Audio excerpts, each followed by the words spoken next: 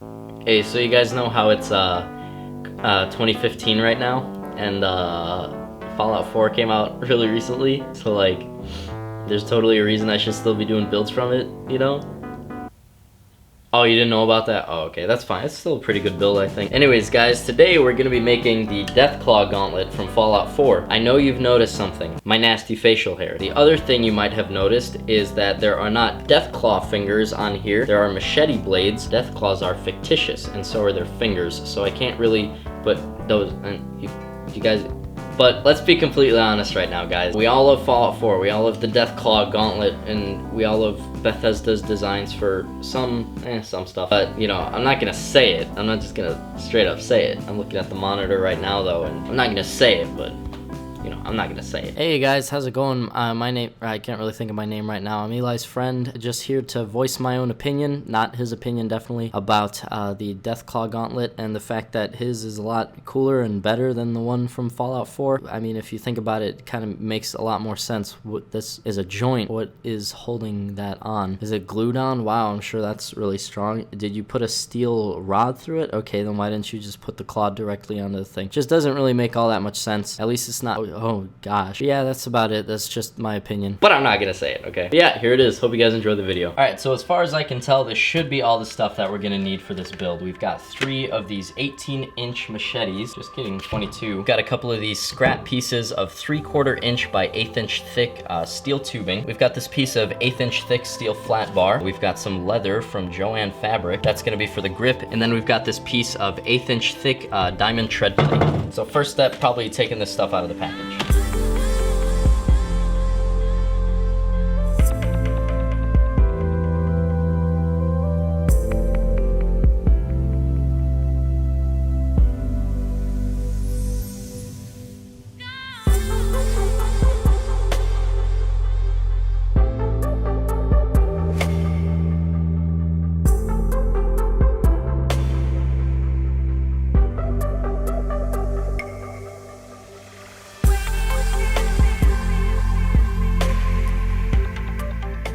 Alright, so because I don't care to have more blade pointing towards my arm than towards whatever I'm gonna be trying to hit, I am going to be making it so that the blade is on the outside, but then the obvious problem there is that there's no blade on the inside. So I think it would be smarter to cut the angle of the claw so that it's facing this way, and then I only have this much to blade, as opposed to putting it on like that and then having to blade the whole entire back end of it. Here's one of the shorter fingers, the middle finger, ooh, scandalous, and another short finger. Alright, so now I can cut these out with an angle grinder.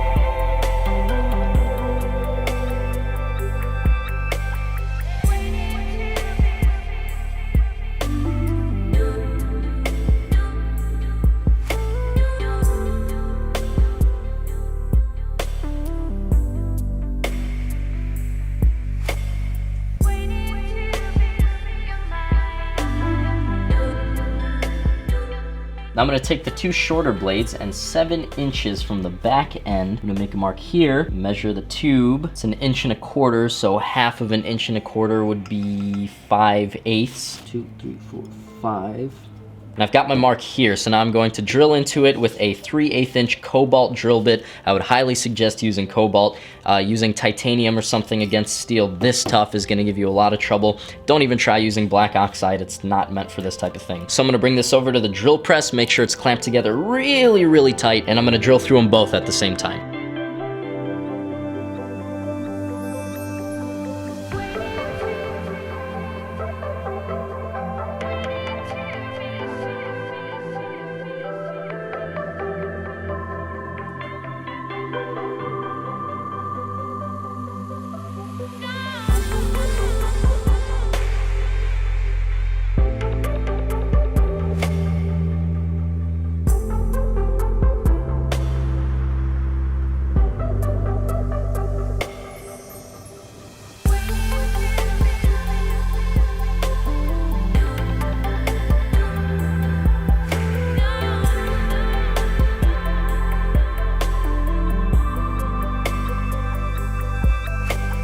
And I don't know why I'm always pretending like I know how I'm gonna build the thing at first. I should just stop doing that explanation in the beginning because it always ends up being different. Instead of whatever the heck I was gonna do with these things, because that'd be too hard, I'm actually gonna be cutting the main connector pieces out of the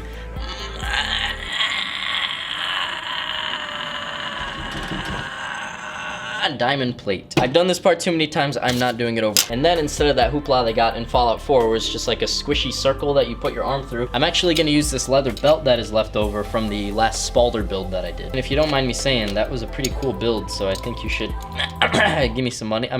Check it out. So yeah, instead of that squishy circle, it's gonna be a leather belt that goes around your arm. Here's a graphic depiction of what it looks like to have a leather belt around your arm, in case you guys didn't know what I was talking about.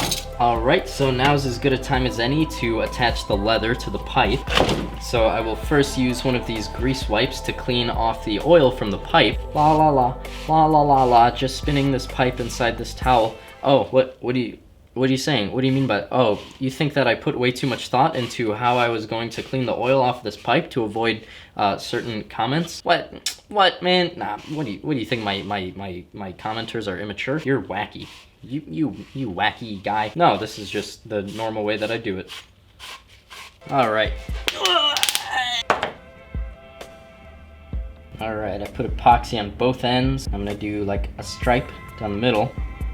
And I'm thinking this should hold the leather on pretty good, maybe. Maybe. Oh, okay. Okay. Alright. Okay. Well, kind of messed that up. Nope. I don't like that. Shoot. Okay. Think I got it. Yas. Wow, that is so clean looking and good. Nice. A little twist like that actually did a pretty good job. Not gonna lie, that was pretty good. I am getting epoxy all over my hands. That's not pretty good, but I think this is gonna work. And I'm gonna try using a little bit of masking tape to hold this down while it dries. I'm not sure if this is gonna bond to it and just heck it all up, make it look ugly. Let's see. See you in a minute, I guess.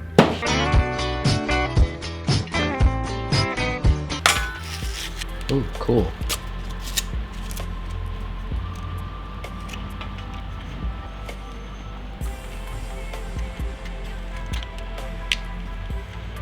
It's actually pretty nice. So this is actually going to be in 2 halves. This is going to be what connects the handle and the 3 blades together. Don't be intimidated by all these lines. I'm just dumb and I drew way more than I actually needed. But for now, I'm going to drill out what holes that I can while this is still in one big piece, so they're easier to manage and I don't have to clamp them down and stuff like that. And now we'll get this cutting out of the way.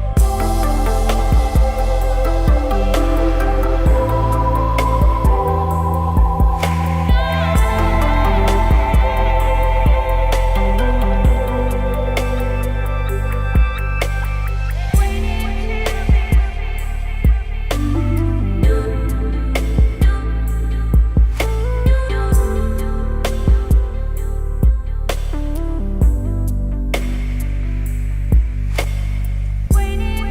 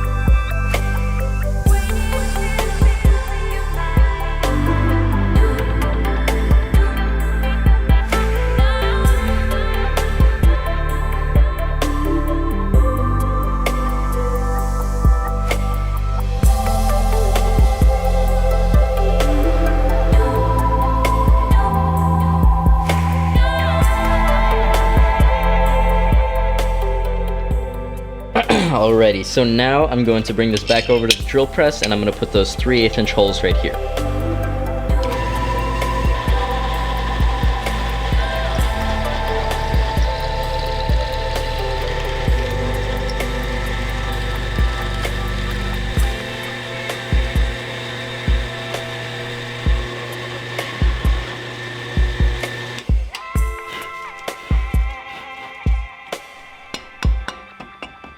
Now I'll do a 1/4 inch hole through the back corners of each of these plates, and then a 1/4 inch hole through the end of one of them. You'll see why in a second. So I got the rivet through one of the diamond plates, through the machete blade, and then through the other diamond plate. This is the one obviously that has the hole on the end, and this allows me to choose the angle that I want to put the blade on. Since in the game the middle claw is a little bit longer than the other two claws, the end of it reaches down closer to where the other two are. But since I'm obviously working with straight blades, I can't really do that, so this is what I have to do to sort of compensate for that. So I just got to pick an angle that I think would be pretty good, and then clamp this all up and drill through this hole. So I think about here should be pretty good.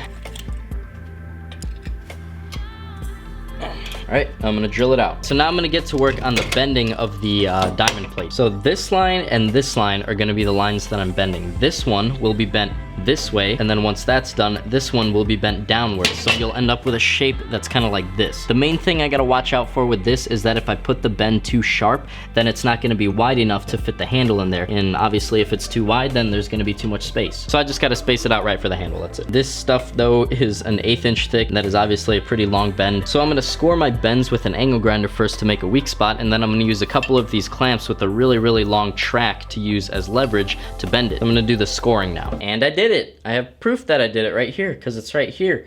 Or I don't have proof that I did it because the camera wasn't recording, even if I thought it was or wanted it to be. So yeah, maybe there's not proof that I did it. Maybe Rick Moranis did come in, do a little bit of angle grinding. If he did, I think he did a good job. As you can see, it's clamped onto the machete as it would be if it was riveted, and the handle fits in there pretty well actually. There's a little bit of wiggle room, but that's gonna be fixed once we put the bolt in there and tighten down the nut. So good on you, Rick. You actually did an awesome job. I know your forte is shrink raise, so this is actually, for your first time, pretty good. But one thing I have noticed that's a little bit spooky to think about, when I put my hand inside of it, right here, since the blade is angled downwards, if I were to, by any chance, take an impact on the outside, like if I was blocking another weapon, or if I went for a backslash and my hand were to pop off of the handle, then that back edge of the blade is going right in between these knuckles, and there is nothing Rick can do to help me then. No offense, Rick, you're greatly valued. So I'm gonna be marking this out right here with a nice silver Sharpie, highly visible on black surfaces. And I'm gonna scoop that out with the angle grinder.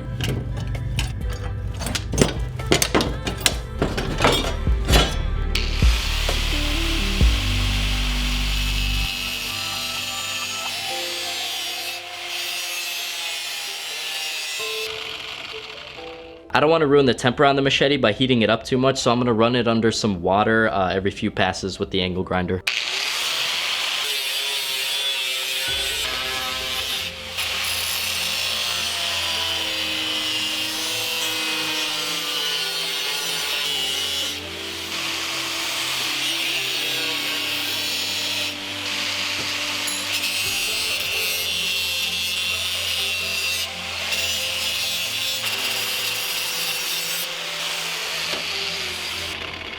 All right, here's that moment I always talk about, the first time you can kind of tell that your build's gonna be really freaking cool. Nothing's permanently stuck together yet. I still want to sharpen the blades first, but even before that, now I'm gonna cut out the rear frame. Again, I'm gonna be doing this out of the diamond plate.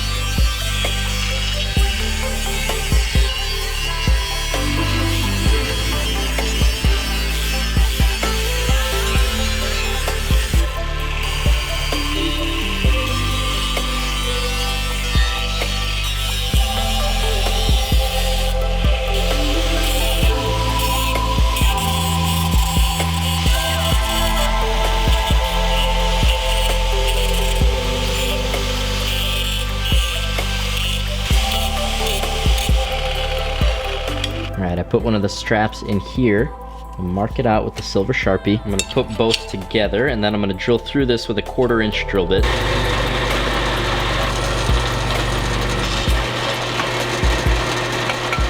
I'll mark a bend here.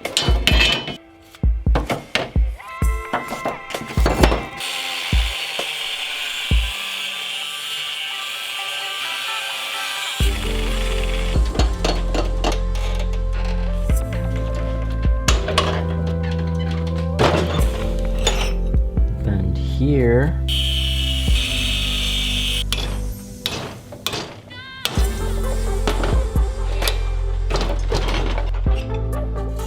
This here. I drill it out, put it back, put the other side on, and poke the Sharpie through and mark the other half. Just like that. And while I was over there, I also drilled out a couple of holes right here. These are the ones that I'm gonna use to attach the leather strap. But now all I really gotta do is pull this whole thing apart, bevel these edges on the underside so I actually have something to slash with, trim up some of the edges that are more dangerous to me than anything else. Like for example, these right here. It's a little too dangerous for me. I don't really think that I need a serrated edge right there in the pit of my arm. So yeah, just trim up some of that stuff, give all the pieces a really cool paint job, and then I can assemble it and we'll be done.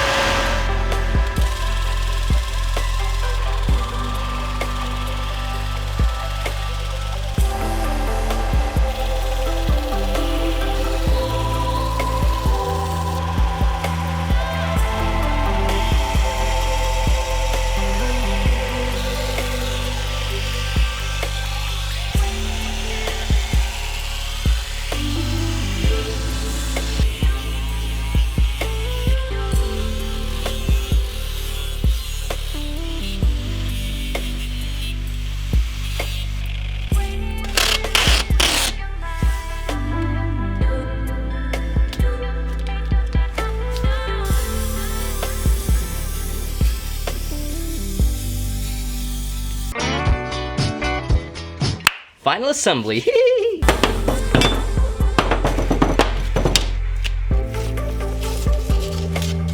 Those crisp lines.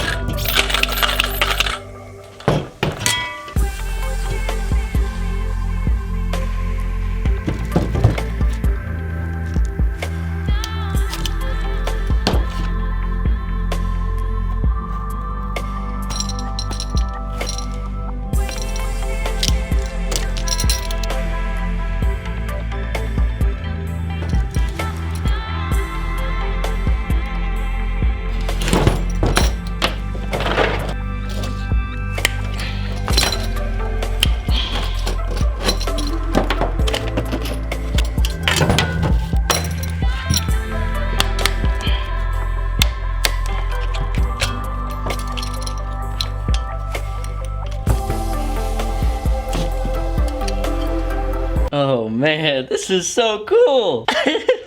Oh snap. The strap is a little abrasive on the arm. Let's see if I can just